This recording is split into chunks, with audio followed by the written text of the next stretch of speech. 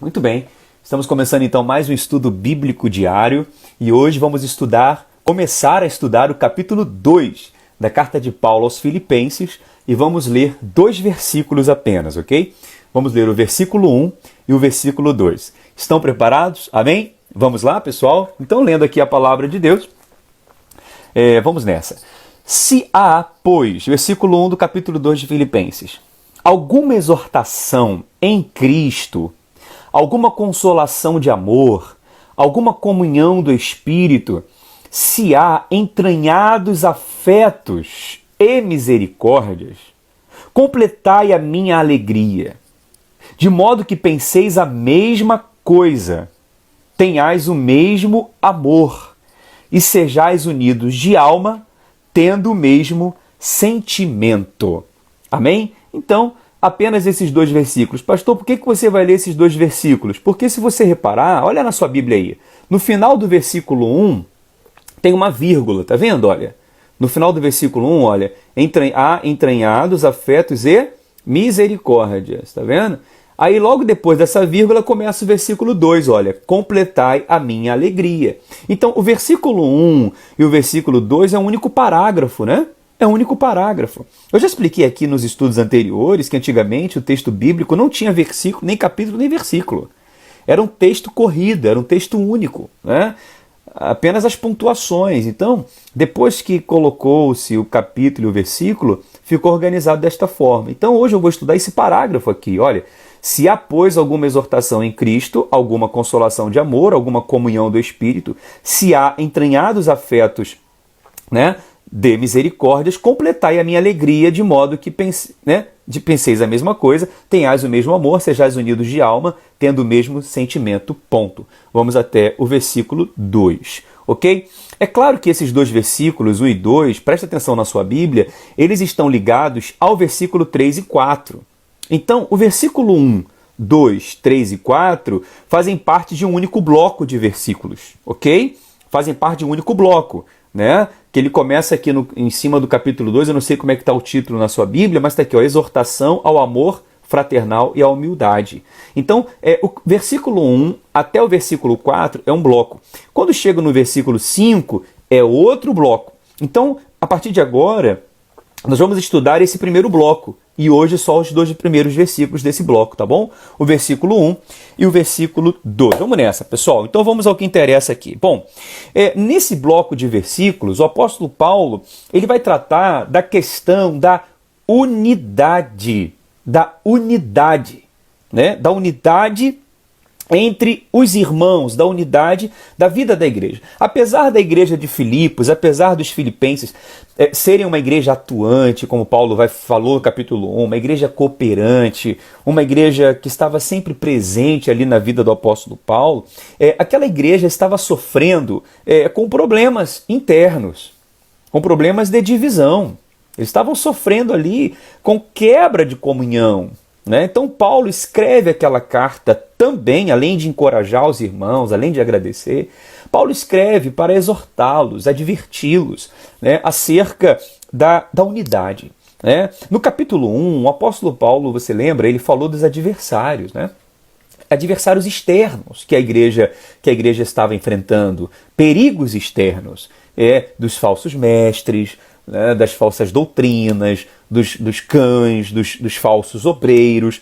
Então o apóstolo Paulo fala que a igreja ela enfrenta perigos externos. Mas no capítulo 2, Paulo começa falando também que internamente a igreja também encontra ameaças.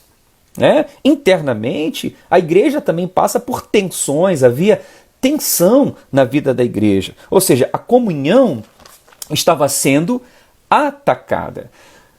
Interessante aqui, o apóstolo Paulo, no versículo 2, se você vê aí, ele diz assim, olha, completai a minha alegria.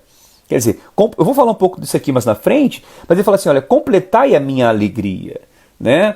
Ou seja, Paulo está dizendo o seguinte, olha, vocês me deram muitas alegrias, vocês me abençoaram tanto, eu amo tanto a vida de vocês, mas olha, por favor, completem a minha alegria, observando a importância da unidade, a importância de estarem unidos, a importância de vocês trabalharem juntos. Né? De certa forma, Paulo estava triste, um pouco triste com a situação que estava acontecendo ali naquela igreja, né? Porque tanto as circunstâncias como pessoas podem tirar a nossa alegria, não é verdade, irmãos? Tanto situações que acontecem, quanto pessoas podem tirar a nossa paz, podem tirar a nossa alegria. E Paulo estava um pouco preocupado com aquela igreja, porque aquela igreja estava tendo problemas sérios de unidade. Agora eu te pergunto, gente, quantas igrejas hoje também têm esse problema? Você que já frequentou a igreja, você que já viveu em algumas igrejas, experiências, como que essa questão da unidade é um desafio, gente? É verdade ou não é?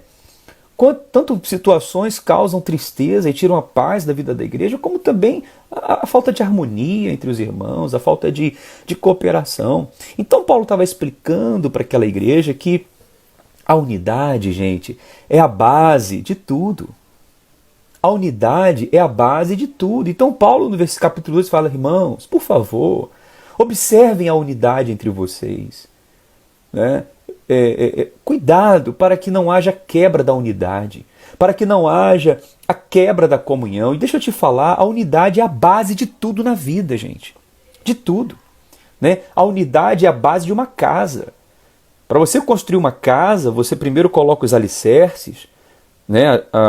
As colunas ali, os alicerces propriamente dito, eles têm que estar unidos, em harmonia, para aquela casa ser construída de maneira correta, senão ela fica torta. A unidade é a base de um casamento. A palavra diz, andarão dois juntos, se não houver comum acordo, né? O casal tem que estar unido. A unidade é a base de uma família. Não só na família, mas você vê uma empresa, né? Se não há unidade entre os funcionários, se não há unidade entre os coordenadores, aquela empresa não vai prosperar. A unidade é a base de um time de futebol. Um time que trabalha sem unidade, sem harmonia, não vence o seu adversário. A unidade é a base da política, da sociedade, tudo tem que ter unidade, né? Inclusive, infelizmente, hoje nós vemos que até no meio político, como que não há unidade? Você vê como que a falta de unidade entre os três poderes lá, o executivo, o legislativo, o judiciário, a falta de unidade entre os órgãos municipais, governamentais, como isso tem causado prejuízos para a sociedade. Não é verdade? Porque não há unidade. Quantas famílias são prejudicadas porque não há unidade entre o casal? Quantas igrejas não crescem, não avançam, não conquistam, não prosperam porque não há unidade, não há uma base única. Você sabe que até no inferno tem unidade? Sabia disso? Que o inferno é unido?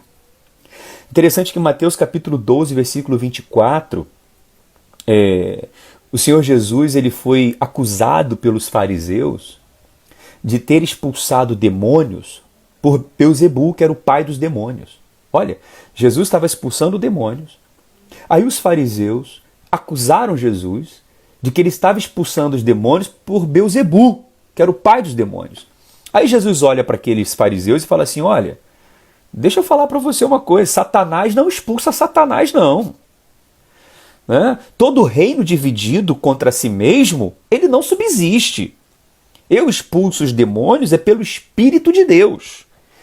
Né? O que Jesus estava dizendo é o seguinte, olha, o inferno ele trabalha com unidade. O inferno trabalha em unidade. Satanás não está expulsando Satanás, demônio não expulsa demônio não, porque se ele estivesse fazendo isso, o reino dele estava dividido.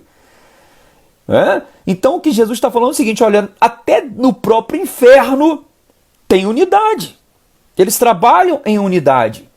Por isso que se a igreja quiser vencer as obras do diabo, ela tem que trabalhar em unidade, irmãos. Por isso que se a igreja quiser fazer a diferença nessa terra, nessa geração, na vida das pessoas, ela tem que estar unida, porque senão ela não vai prevalecer contra as portas do inferno.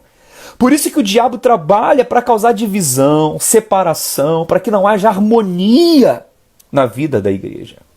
Agora, é claro que a unidade do inferno é uma unidade maligna. É uma unidade para o mal, para fazer coisas ruins. Não é verdade? Agora tem um detalhe com relação à unidade do inferno. Não é o que Paulo está falando sobre isso aqui, eu vou falar daqui a pouco, né, vou entrar na palavra. Mas você sabia que tem um dado interessante? A unidade do inferno do diabo é só para baixo, não é para cima. Presta atenção, a unidade que tem no inferno é só do capetão mor, do Satanás, para baixo. Satanás não tem unidade com ninguém acima dele. É dele para baixo. O que significa isso? Numa igreja, você tem o pastor, você tem os líderes e você tem os irmãos. Se um líder não tem unidade com o pastor, ele só tem unidade com os seus liderados, esse princípio é o princípio do inferno. Porque a unidade no corpo de Cristo tem que ser completa, tanto para cima quanto para baixo.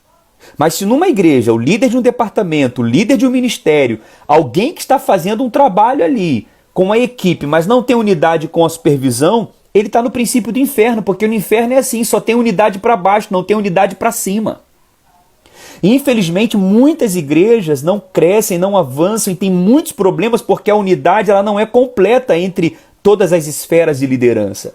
É só uma parte, é só o grupinho ali que interessa para aquele líder.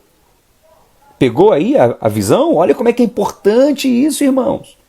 Como é que a questão da unidade é algo vital na vida da igreja. Né? Eu sou pastor já, pela graça de Deus, há 10 anos. Dia 5 agora eu completei 10 anos de ministério para a graça de Deus. Né? E como eu já vi isso acontecer, a gente dá uma direção, a gente explica, ensina, e você vê que a coisa não está andando. Por que não está andando? Porque abaixo do pastor, a equipe não está em unidade. A gente fala uma coisa, mas o líder quer fazer do seu jeito. Isso compromete a unidade da igreja. Mas graças a Deus, com o passar dos anos, a igreja foi amadurecendo, foi entendendo, foi compreendendo, e hoje nós podemos dizer para a glória de Deus, somos uma igreja unida, uma igreja forte, uma igreja onde todos falam a mesma língua, têm a mesma visão, e o resultado são vidas que são salvas, são vidas transformadas, e a glória de Deus tem se manifestado no nosso meio. Amém, irmão? Senhor Jesus, antes de subir aos céus, ele na prestação de contas dele, porque ele faz uma oração sacerdotal, ele faz uma oração para Deus, intercedendo para os seus discípulos. Na verdade, aquela oração é uma prestação de contas, porque ele fala: Senhor, aqui estão as vidas que tu me destes, que tu me confiaste, aqui estão esses discípulos. Mas, Pai, eu oro para que não tire eles do mundo, não, mas que eles sejam um, como eu sou contigo. Então, Jesus, a última oração de Jesus foi pela unidade dos discípulos, porque sem unidade o evangelho não teria prosperado e não teria chegado até nós hoje. Você está entendendo? Então que haja unidade. Quando o casal está unido, quando a liderança de uma igreja está unida, quando uma equipe está unida com um todo, sabe? Só há vitória, só há avanço, só há progresso. Amém, irmãos? Glória a Deus, e precisamos nos unir mais ainda. E por isso que Paulo vai escrever aqui. Agora, vamos voltar ao texto. Olha, já fiz aqui a introdução, agora a gente vai trabalhar o texto bíblico, tá bom? Você agora entendeu o todo, você entendeu o que Paulo está querendo falar sobre a unidade, então agora Paulo vai aprofundar esse assunto com a igreja. Vou pegar a Bíblia e acompanha comigo. Olha, se há, pois, alguma exortação em Cristo, alguma consolação de amor, alguma comunhão do Espírito, se há entranhados afetos de misericórdia, completai a minha alegria de modo que pensais a mesma coisa, olha, a unidade, né? Tenhais o mesmo amor, sejais unidos de alma, tá certo? Tendo o mesmo sentimento. Então Paulo fala sobre unidade. Paulo aqui nesse versículo, principalmente no versículo 1, ele vai falar de 4 pilares, 4 colunas, não é? Que formam a base da unidade. Ok? Olha lá no versículo 1. Se há em vós, pois, alguma exortação em Cristo, um pilar. 2. Consolação de amor. Ok? 3. Comunhão do Espírito. E 4. O que ele fala ali? Afetos de misericórdia. Então Paulo vai falar de 4 pilares. 4 colunas. Anota aí, você que gosta de anotar, que está fazendo sua anotação. 4 pilares, 4 colunas que dão a base dessa unidade: exortação em Cristo, consolação de amor, comunhão do Espírito e entranhados afetos de misericórdia. Eu vou falar especificamente sobre cada um deles aqui. Mas existe um dado muito interessante que a gente precisa observar aqui nesse texto. A gente observa que a unidade da igreja, presta atenção no que eu vou falar agora, a unidade da igreja, ela é produzida por Deus. Anota isso. A unidade entre os irmãos, a unidade na vida da igreja, ela é produzida por Deus. Nós não temos capacidade de gerar unidade. Eu e você, por nós mesmos, não temos a menor possibilidade de gerar, de produzir unidade. A unidade, ela é produzida por Deus. Como assim, pastor? Produzida por Deus. Você vê aqui que, dentre esses 4 pilares, os 3 primeiros apontam para a Trindade. Apontam para Deus. Olha lá, exortação em Cristo, Filho. Consolação de amor, Pai, porque Deus é amor. E comunhão do Espírito, Espírito Santo. Então veja que a unidade, ela é gerada na vida da igreja pela Trindade, Pai, Filho e Espírito Santo. A própria Trindade é um relacionamento perfeito, harmonioso entre 3, né? Que são tão unidos que ao mesmo tempo são 3 e são um, Pai, Filho e Espírito Santo. Então a vida de Deus é unidade, é perfeita harmonia, é perfeita unidade. E se Deus habita em mim e Ele habita em você, Ele produz em nós essa unidade. Então veja, essa unidade não é externa. Ela, em primeira instância, ela é interna. Ok? Porque Deus aqui dentro de nós produz, gera essa unidade. Consequentemente, externamente, estaremos unidos. Então veja que a exortação em Cristo aponta para o Filho, ok? A consolação de amor aponta para o Pai. E a comunhão do Espírito aponta para o Espírito Santo. Então veja aqui, a unidade, ela é gerada por Deus.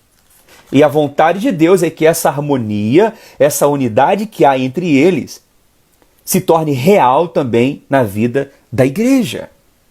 Amém, irmãos? Então, olha, como é que é lindo essa combinação do Pai, o Filho e o Espírito Santo. Todos nós fazemos parte da família do Pai, da família de Deus.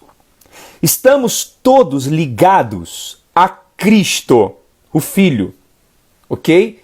E quem nos une a Cristo é o Espírito Santo. Aleluia! Então todos nós fazemos parte da família de Deus, estamos ligados a Cristo e somos unidos um ao outro pelo Espírito Santo. Por isso que nós não conseguimos produzir unidade. Então, pastor, qual é o nosso papel na unidade? Sabe qual é o nosso papel, irmãos? É guardar a unidade. O nosso papel como igreja é preservar esta unidade. Porque mesmo uma pessoa fazendo parte da família de Deus, mesmo uma pessoa sendo salva, batizada, tendo o Espírito Santo, se ela não vigiar, ela quebra essa unidade. Entendeu? Então nosso papel é preservar essa unidade. Nós temos essa responsabilidade de trabalhar pela unidade da igreja. Então aqui fala de um trabalho individual, pessoal.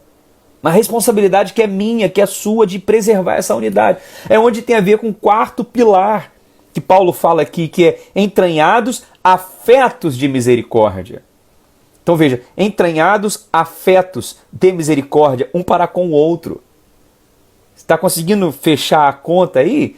Então veja, essa unidade tem uma base. Essa base tem 4 pilares que trabalham em conjunto. Né? A exortação em Cristo, a consolação de amor, a comunhão do Espírito e entranhados afetos de misericórdia. Por que muitas igrejas não conseguem viver essa unidade perfeita, não só no sentido perfeito, mas essa unidade bíblica, essa unidade real?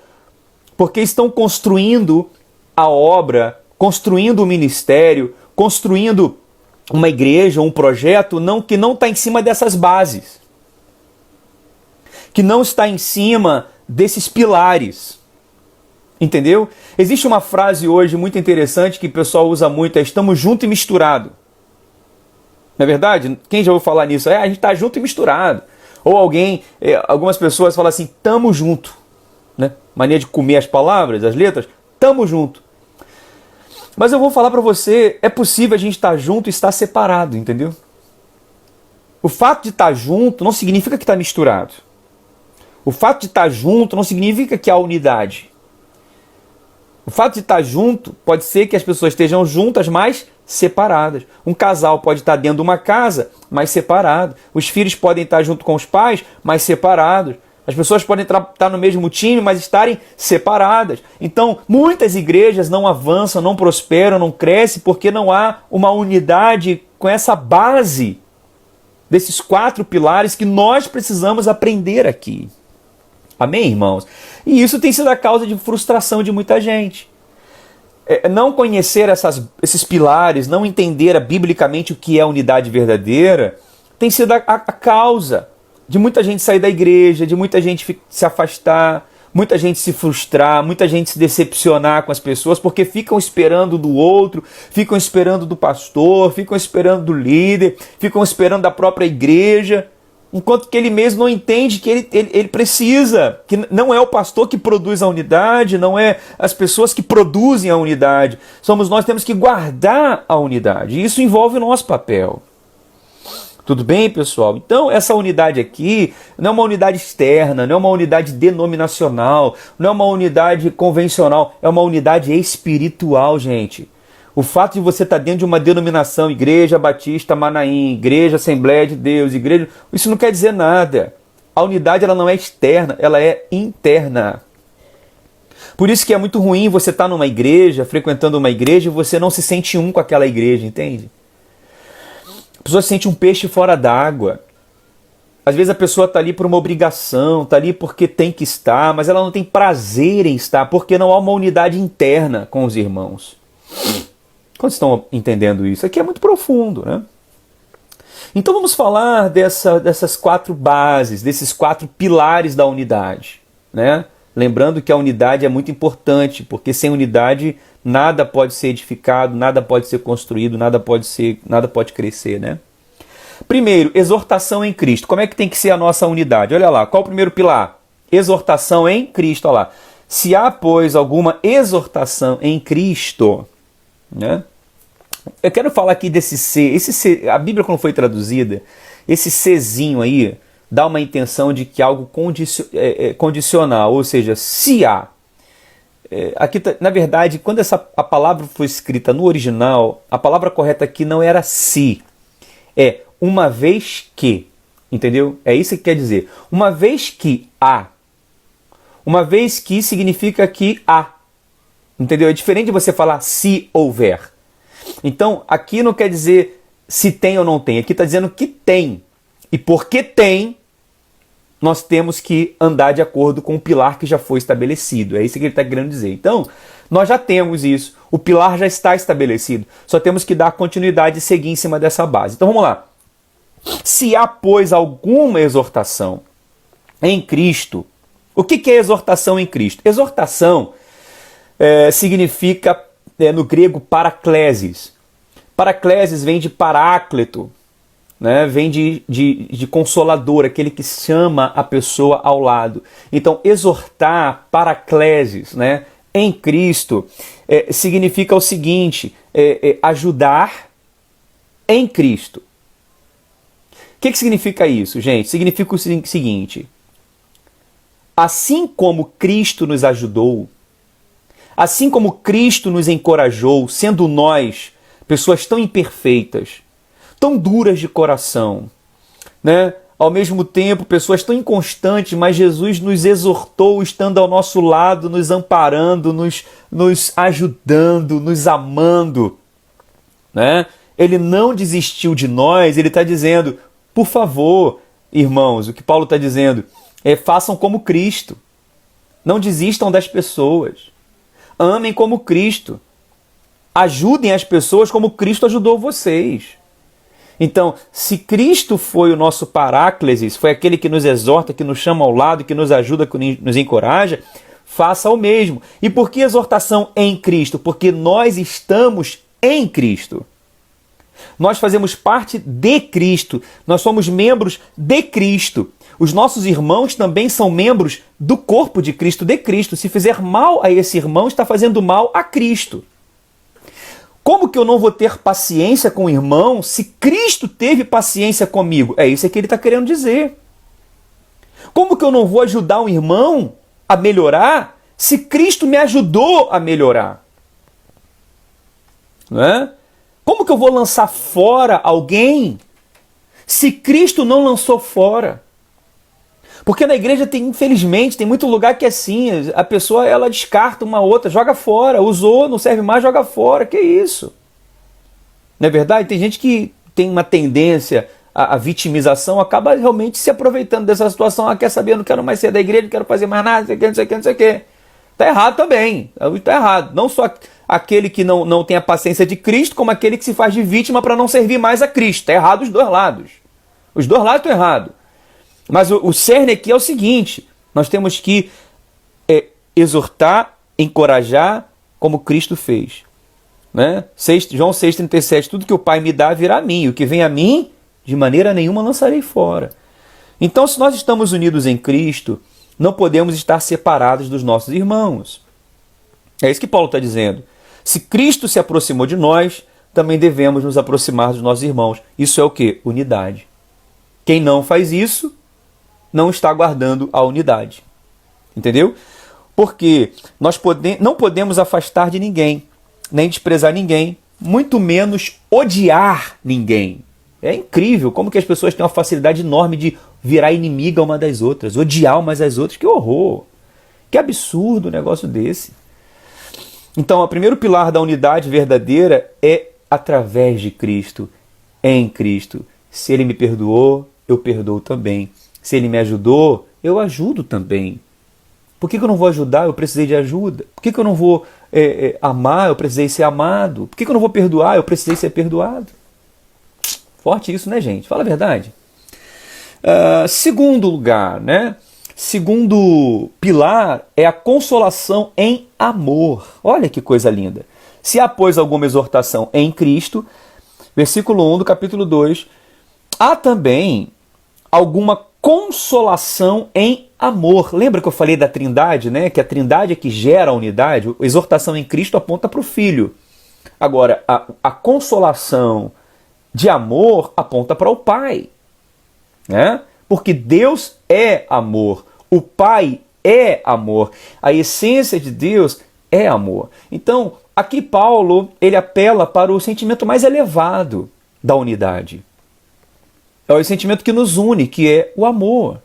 É o amor do tipo de Deus, não é o amor humano. Não é o amor empolgação, não é o amor que ama só no primeiro momento, porque se empolga com a pessoa, porque se empolga com o que a pessoa pode oferecer. Não, é um amor incondicional, que ama indistintamente da classe social, da posição, ama a todos igualmente, é um amor incondicional. E nós amamos com esse amor que foi derramado em nossos corações, porque como eu falei, a gente não pode produzir unidade, a gente não tem capacidade de gerar esse amor foi derramado em nossos corações. Né?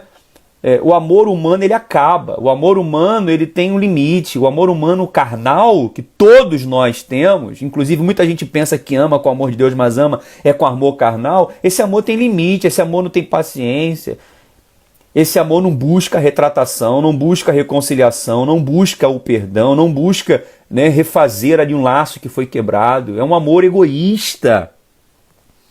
Isso não tem unidade desse jeito.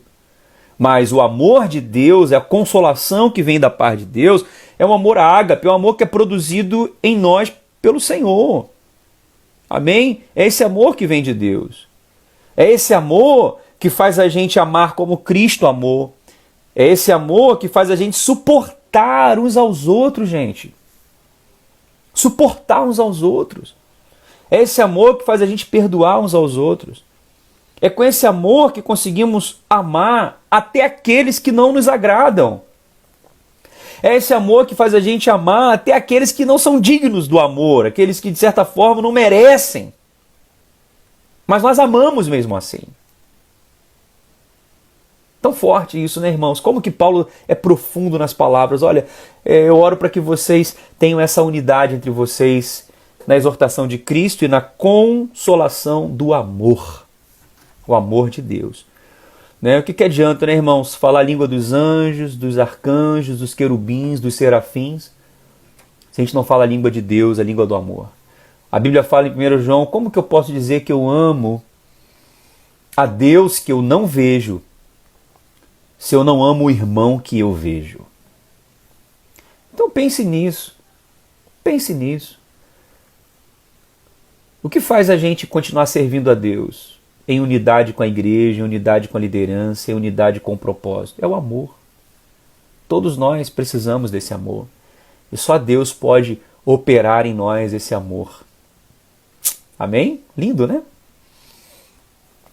O terceiro pilar aqui é, olha lá, se há alguma comunhão do Espírito. Repare que esse Espírito está com E maiúsculo. Porque a unidade, ela é gerada pelo Espírito de Deus. Né? O Espírito Santo é o princípio unificador da igreja. Ele foi derramado em Atos dos Apóstolos, capítulo 2, no dia de Pentecostes, quando estavam todos reunidos no mesmo lugar. É o Espírito Santo que nos une, irmãos. É o Espírito Santo que nos vincula uns aos outros. É o Espírito Santo que nos une a Cristo. É o Espírito Santo que nos une uns aos outros. É o Espírito Santo que produz essa comunhão com o próximo. É o Espírito Santo. É o Espírito Santo que nos une. É o Espírito Santo que põe em ordem a nossa desordem relacional. Quantas confusões, quantos desentendimentos. Não é fácil ficar unido com as pessoas, ainda mais quando há divergência de opiniões, de pontos de vista diferentes, interesses diferentes. É o Espírito Santo que põe em ordem a nossa desordem relacional, a nossa incapacidade de nos relacionar com as pessoas. Então quem nos une é o Espírito Santo. Amém, irmãos?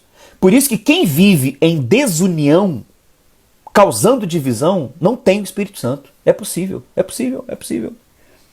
Porque nem todo mundo que está na igreja, como o Senhor Jesus disse, nem todos que estão conosco é do nosso meio. É possível que há pessoas entre nós que não tenham o Espírito Santo. E essas pessoas que não têm o Espírito Santo não conseguem se relacionar com as pessoas, perdoar as pessoas, amar as pessoas. É possível. Mas quem tem o Espírito Santo, essa pessoa pode até relutar até um certo ponto, mas uma hora ela se rende ao perdão, ao amor, à reconciliação. Então, é o Espírito Santo. Agora, é possível a gente apagar o Espírito Santo. É possível a gente ignorá-lo. 1 Tessalonicenses 5,19 diz, não apagueis o Espírito Santo.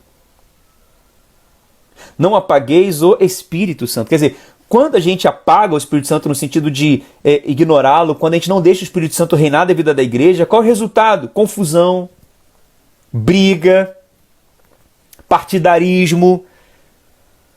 A Bíblia fala que Deus não é Deus de confusão. Então, no lugar onde o Espírito Santo não reina, onde a pessoa não deixa o Espírito Santo reinar, há confusão. Há confusão. Então, veja, esses pilares são pilares da Trindade, o Pai, o Filho e o Espírito Santo, que geram a unidade na vida da igreja. Aleluia! Exortação em Cristo, comunhão, consolação em amor do Pai e consolações do Espírito Santo. Onde reina o Espírito Santo, né? Há amor. Onde o Espírito Santo reina, há alegria, há benignidade, que são os frutos do Espírito, a bondade, há domínio próprio, a mansidão, a paz, a temperança. Por quê? Porque são frutos do Espírito. Como é ruim uma igreja, uma liderança que não manifesta esses frutos na sua vida, porque muitas vezes a carne fala mais alto. Mas nós temos que gerar essa unidade, ou melhor, não geramos, mas guardar essa unidade no poder do Espírito Santo. Amém, irmãos? Isso é muito lindo, é muito forte a gente estudar sobre isso, né? O Espírito Santo é o princípio unificador da igreja. É o Espírito Santo. Aleluia. Porque nós, por nós mesmos, não podemos gerar unidade. Por nós mesmos, fala a verdade, você não estava mais na sua igreja já há muito tempo, já tinha pedido carta para ir para outro lugar há muito tempo, e mesmo assim não ia ficar muito tempo em outro lugar também não. Porque o problema não está no lugar, o problema está na pessoa que não deixa ser conduzida pelo Espírito Santo. Quem não se deixa ser conduzido pelo Espírito Santo fica pulando de igreja em igreja. Nenhuma igreja está boa para ela. Por quê? Não se deixa ser conduzida pelo Espírito. Então nós precisamos entender isso, a unidade é gerada. Nossa função é guardar essa unidade. Eu gosto muito de uma ilustração que fala assim que um patinho estava nadando na lagoa, sozinho. E aquela lagoa era só dele. Ele nadava para lá, para cá, com liberdade. Outro dia chegou um patinho naquele lago, então ele não estava mais sozinho. A partir daquele dia tinha um segundo. E esse outro patinho que estava antes começou a ficar meio incomodado com o segundo patinho. O espaço ficou pequeno para os dois, né? Mas só que no outro dia chegou um terceiro patinho. Mas no outro chegou um quarto. E depois um quinto. Daqui a pouco o lago estava cheio de patinhos. E eles começaram a ficar incomodados, se acotovelarem ali um com o outro. Quando eles tiveram uma ideia, vamos colocar uma cerca. E eles começaram a colocar cercas entre eles. Uma cerca no meio, uma cerca no pedaço do lago, outra. Cada um ficou com uma cerquinha. A ponto de eles estarem no mesmo lago, mas separados. Então eles ficaram com um espaço pequeno. Mas um dia, veio uma chuva muito forte e inundou aquele lago, né? E o que aconteceu com aquela chuva? Inundando o lago, as cercas baixaram, as águas subiram e todos eles ficaram juntos novamente. Então, esses patinhos somos nós. Essas cercas são os nossos preconceitos, nossas impaciências, nossas pressuposições, nossos julgamentos. Essas cercas são as nossas divisões. Mas o Espírito Santo é a chuva, que quando ele é derramado sobre uma igreja, sobre um lar, sobre uma família, ele derruba as cercas e nos une novamente. Amém? Que possamos entender essa dimensão da unidade. Amém? Então, exortação em Cristo, consolações de amor e comunhão do Espírito. E qual é o quarto pilar que está faltando, que Paulo diz aqui? Olha lá. Se há em vós o quê? Entranhados. Uau, olha que expressão forte. Afetos e misericórdia. Veja, entranhados, afetos e misericórdia. Esse pilar aqui já tem a ver com a gente. Lembra? A Trindade, Cristo, o amor e o Espírito Santo geram a unidade. Nosso papel é guardar essa unidade, praticar essa unidade. E como praticamos? Aqui ele está dizendo, com entranhados, afetos de misericórdia. Ou seja, onde há uma unidade perfeita, harmoniosa, com a base certa, há entranhados, afetos e misericórdia. O que significa entranhados afetos, irmão? Vamos falar aqui de entranhados afetos e depois misericórdia, mas é rápido, só para a gente entender. Entranhados afetos fala de entranhas humanas. Olha que forte isso. Entranhas, né? É víscera humana, é coisa muito profunda, né? Então o que está dizendo aqui? Olha, a verdadeira unidade, ele tem sentimentos profundos. Os sentimentos são profundos, são de dentro, são viscerais. Ou seja, não é algo superficial. Lembra que eu falei que a unidade ela é algo gerado por dentro, não por fora? Então veja, entranhados, afetos, as emoções são verdadeiras. Amém? Ou seja, são sentimentos das nossas entranhas, né? Lembra, tem aquela expressão, filho das minhas entranhas? Porque é aquele sentimento que é capaz de gerar e não matar. Aquele sentimento, aquela emoção que é capaz de abençoar e não amaldiçoar. É aquele sentimento, é aquela unidade que é capaz de gerar vida e não morte. Infelizmente, quantos lugares, quantas igrejas, sabe, os irmãos, em vez de gerar vida, têm gerado morte com as palavras, com os julgamentos.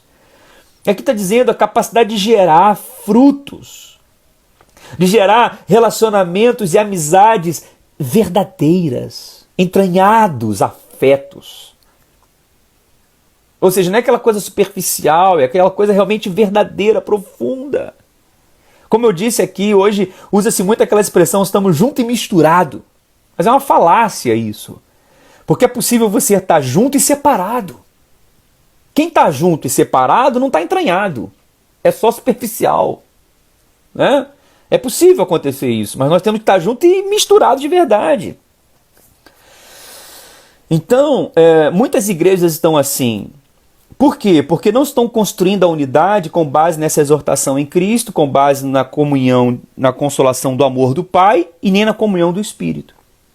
Agora, igrejas cujas bases são essas que eu coloquei aqui para você, exortação em Cristo, consolação do amor do Pai e comunhão do Espírito, o resultado é o pilar do entranhados, afetos e misericórdia.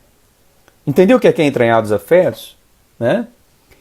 E misericórdia, o que significa misericórdia? Misericórdia significa compaixão, significa sentir a dor do outro. Misericórdia significa ser simpático, empático à dor do outro, é entender o que o outro está passando, é se colocar no lugar do outro. Então o que ele está dizendo é o seguinte, que essa verdadeira unidade na igreja não é só de sentimentos, de palavras, é de ações. Olha que coisa gloriosa, gente! Paulo está dizendo entranhados afetos, mas que se traduzem com atitudes, compaixão. Você tem compaixão com as pessoas na igreja? Você tem paciência com as pessoas da igreja? Ou se alguém errar com você é porque errou uma vez só e não vai ter segunda chance? Isso não é compaixão não, isso não é misericórdia não. Ah, mas esse irmão já é a terceira vez que ele faz isso. Pois é, até ele não fizer 70 vezes 7, você tem que perdoar ele. Mas na igreja, infelizmente, tem gente que tem pavio curto. Não, comigo é uma vez só. Que negócio que é esse? Ter compaixão é ter misericórdia. Você sabe por que o outro está assim? Ah, mas o outro faltou, o outro está chegando atrasado. Vai saber o que está acontecendo. Vai saber o que está passando na vida do outro. Por que ele está assim, em vez de apontar o dedo, em vez de falar mal do irmão. Ah, a pessoa está sumida, a pessoa não está mais vindo. Mas você sabe o que está acontecendo? Antes de apontar, antes de falar, antes de julgar. Porque tem gente que é assim, atira primeiro e pergunta depois. Não. A igreja não pode ser edificada assim não, irmãos. Tem que haver amor, tem que haver compaixão. Cada um tem suas crises, cada um tem suas guerras, cada um tem suas lutas. É claro que nós não podemos deixar de avançar com a igreja, de progredir com a obra de Deus pela indisciplina de alguns irmãos, de algumas pessoas que levam as coisas realmente sem compromisso. Sim, é verdade, existem pessoas assim. Mas ainda assim temos que cuidar das pessoas. A irmandade da igreja não se resume com sentimentos. Sentimentos frios, superficiais, mas em ações de ajuda, de socorro, de sensibilidade à necessidade dos outros. Dessa preocupação em aliviar a dor e o sofrimento do outro. Em quantos lugares as pessoas são tão insensíveis à necessidade do outro. Mas deixa eu abrir um parênteses aqui e falar para você que está me ouvindo. Talvez você está sendo assim, eu passei por isso. Não foram sensíveis com a minha dor. Me jogaram de lado. Cuidado para você não se vitimizar, porque isso é um problema. Eu não estou aqui pregando para alimentar a sua vitimização e nem você ficar pelos cantos, sabe? É por isso que eu estou certo, tá vendo? Fulano não me tratou bem. Não, isso aqui não é para alimentar a sua fraqueza. Não. Isso aqui é para te fortalecer, para você não fazer com os outros que fizeram com você. É o contrário. E ainda assim perdoar aqueles que fizeram. E se fizeram, porque nós amamos como Cristo, como Pai e como Espírito Santo. Amém? Glória a Deus. É para você voltar para a unidade. É para você voltar para a casa de Deus. É para você voltar para essa unidade da igreja. Amém? Então nós estamos aqui construindo a verdadeira unidade com base nesses 4 alicerces. Exortação em Cristo, consolação em amor, comunhão do Espírito e entranhados afetos de compaixão, misericórdia, ajuda, socorro, aliviar a dor do outro. Irmãos, uma igreja que caminha assim é glorioso demais. É glorioso demais. Você sabe que em Efésios capítulo 6, o apóstolo Paulo fala assim, olha, Efésios capítulo 5, né? Não vos embriagueis com vinho, onde há brigas e contendas, mas enchei-vos do Espírito Santo. Aí ele vai dizer, falando entre vós, com hinos, salmos e cânticos espirituais e adorando a Deus no Espírito. Olha o que Paulo está dizendo. Quando há comunhão gerada pelo Espírito entre nós, o resultado é adoração a Deus. Uau! O Espírito gera comunhão, falamos entre nós, edificamos um na vida do outro, perdoando, amando, caminhando, ajudando, fortalecendo. Qual é o resultado? Adoração. Então, uma igreja que tem adoração a Deus, cheia da glória de Deus, é porque essa igreja tem comunhão, unidade gerada pelo Espírito. Agora, uma igreja que não tem unidade gerada pelo Espírito, desse falando entre vós, abençoando uns aos outros, a adoração, ela é vazia. É uma lata vazia que só faz barulho. Você não percebe que não tem vida fluindo ali. Por quê? Como que eu posso adorar a Deus, estar em comunhão com Deus e estar em unidade com Deus, se eu não tenho amor e unidade entre os meus irmãos? Uau! Então veja, a adoração deve ser fruto e reflexo dessa comunhão, dessa unidade. E é isso que nós queremos buscar cada vez mais. Amém, irmãos? Com essas bases. Exortação em Cristo, consolação de amor, comunhão do Espírito e entranhados afetos de misericórdia. E finalmente, o versículo 2, a gente termina. Paulo diz que, olha o que ele diz aqui, completai a minha alegria. Olha, de modo que penseis a mesma coisa, tenhais o mesmo amor, sejais unidos de alma, tendo o mesmo sentimento. Pronto, a gente termina aqui. Paulo começa assim, completai a minha alegria. Né? Por que Paulo está falando completai a minha alegria? Ele estava dizendo, olha, eu já estou alegre. Eu estou alegre porque eu tenho ouvido, eu amo vocês, eu sei que vocês me ajudaram muito, a gente edificou essa igreja tão bonita aí em Filipos, mas completa essa alegria, né? Completa essa alegria. Ou seja, o meu cálice tem que transbordar. Já tem uma alegria, mas que essa alegria complete. Como que essa alegria seja completada? Ele vai dizer, quando vocês pensarem a mesma coisa, quando vocês tiverem o mesmo amor, estiverem unidos na mesma alma, tendo o mesmo sentimento. Agora olha que detalhe interessante, irmãos. Paulo estava preso. Paulo estava esperando a sua sentença. Ele já estava alegre com Cristo e em Cristo, porque aquilo não tirava a alegria dele. Mas ele poderia falar assim, olha, a minha alegria vai ser completa quando eu sair dessa prisão. Ele não poderia ter falado isso? Ele não poderia ter falado assim, olha gente, eu estou alegre porque eu sei que Deus é comigo, mas eu vou ficar mais alegre ainda quando eu sair daqui. Não, ele não fala isso. Ele fala assim, eu vou ficar mais alegre quando eu souber que vocês estão em unidade. Isso é porque Paulo estava mais preocupado com a unidade da igreja do que com ele mesmo. Então muita gente está preocupado mais com ele mesmo do que com a unidade da igreja. Mas Paulo estava preocupado mais com a unidade da igreja. E ele falou o seguinte, olha, vocês, por favor, pensem a mesma coisa, ou seja, estejam unidos em pensamentos, estejam unidos em relacionamentos, tenham o mesmo amor, estejam unidos no mesmo sentimento, tenham o mesmo sentimento, né? E estejam unidos em alma, que é a unidade espiritual, estejam unidos em sentimento, tendo o mesmo sentimento. Então ele fala, unidade de pensamento, olha como é que a unidade é profunda, unidade nos relacionamentos, tendo o mesmo amor, unidade no espiritual, mesma alma, e unidade de sentimento, tendo o mesmo sentimento. Agora olha o que diz o versículo 5, dá uma pulada rápida, tendo em vós o mesmo sentimento. Então Paulo está falando, quem tem unidade tem o mesmo sentimento que teve em Cristo Jesus, tem a mesma mente de Cristo. Amém? Então, que a gente possa, sabe, quando Paulo fala isso, eu vejo que Paulo fala do coração de Deus. Nós já alegramos o coração de Deus. Mas que a gente possa dar mais alegria para Deus vivendo em unidade. Unidade de pensamento, unidade de sentimento, unidade espiritual e unidade nos relacionamentos. Assim encerro o estudo de hoje. Faltam apenas 20 segundos para terminar esse estudo, por isso que eu estou encerrando agora. Amanhã a gente volta. Talvez 11 horas ou talvez às 4 da tarde. Eu vou anunciar daqui a pouco no Instagram, porque amanhã eu tenho um compromisso. Então a gente pode ser que seja 11 ou seja às 4.